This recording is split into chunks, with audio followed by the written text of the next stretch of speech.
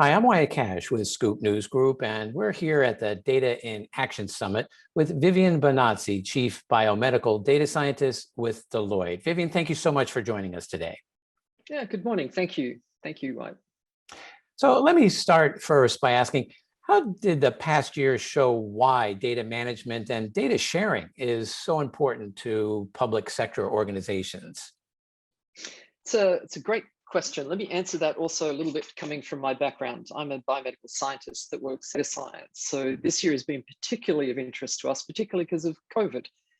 So I'd say to answer your question, I think from that lens, I'd say that I don't think we would have had a vaccine for COVID if we didn't have data management and data sharing available to us. And just let me be clear, the data management piece is getting the data where it needs to be and to be able to be used so you can actually share it. If we hadn't had those two things, I don't think we would have got to a vaccine as quickly as we have. And what major lessons learned in data management and sharing can be taken away from the pandemic and put into everyday use? I think it's possible, not just in urgent cases of the pandemic, since I think we've clearly shown and demonstrated the benefits of data sharing, data management in the last year. So I think we've learned that it's possible. In the past, we thought it was, but now we have practice to prove that you can actually get to data discoveries in biomedicine by sharing and by paying attention to data management. I think we've learned a lot in terms of the barriers that exist in terms of computing systems and tools that support data management sharing, and we should take those lessons learned into the future.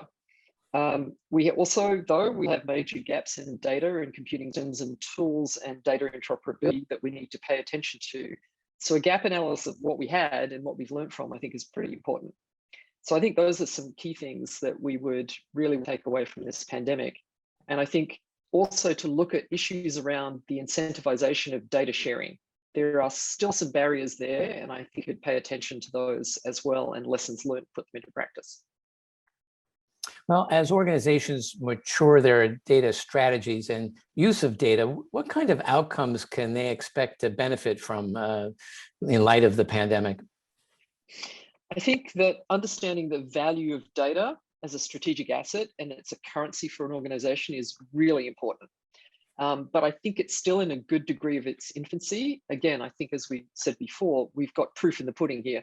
We know that it's important, and I'm hoping that the pandemic has accelerated our understanding and our ability to understand that we need to do these things. I think we're in a place, certainly in biomedicine, where we're collecting petabytes and bigger of data, and we're just not paying attention to the data, it deserves. I think also governance, data governance and strategy are still afterthoughts, and we need to put them front and center to our approaches.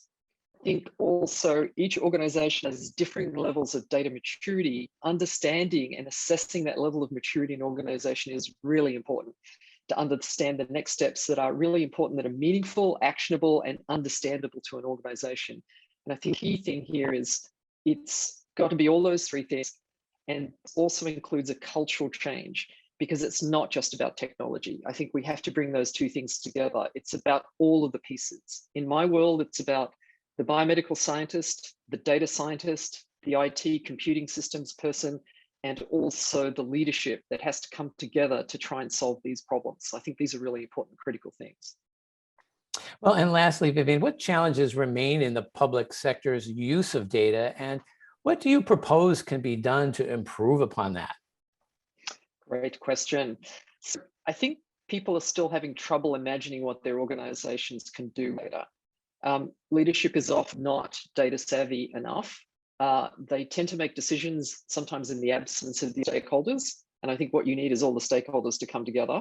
I think another challenge is people who are data savvy outside of organizations can exploit things with the data that is available, and you have to be careful. So I think organizations need to be organized, they need to protect the data, they need to think about data strategies, they need to understand where on the data maturity model they are so that they can grow, protect, make their data more useful. I think another challenge is there's a plethora of siloed systems where the incentive is still to really keep the data in those silos and not actually share. And there are poor support or data tools such as APIs that are the standards and best practices that rule those. I think what could we actually improve? I think I mentioned this before. We talked about incentivization for data sharing. The systems are not to incentivize data. So in the commercial system, under academia, I think it's mostly scientific journals, which are the key to currency and development of careers. And they're an afterthought. I think in commercial organizations, the data incentives are really competitive advantage for how we use that data for therapeutics, reagents, biomarkers. I think what we need to look at is how do we make data citable? What is the right way to protect, but also share it? And certainly there are different ways that we can approach that. And I think we've got opportunities to do that in the future. I can add more, but I want to leave it there since we're looking for some clear answers here, and I want to not continue on if we don't need it. Well, terrific. Well, Vivien Bonazzi, thank you so much for sharing your insights and perspective on data management and, importantly, data sharing as well. Great. I'm very happy to do that. Thanks so much. Mm-hmm.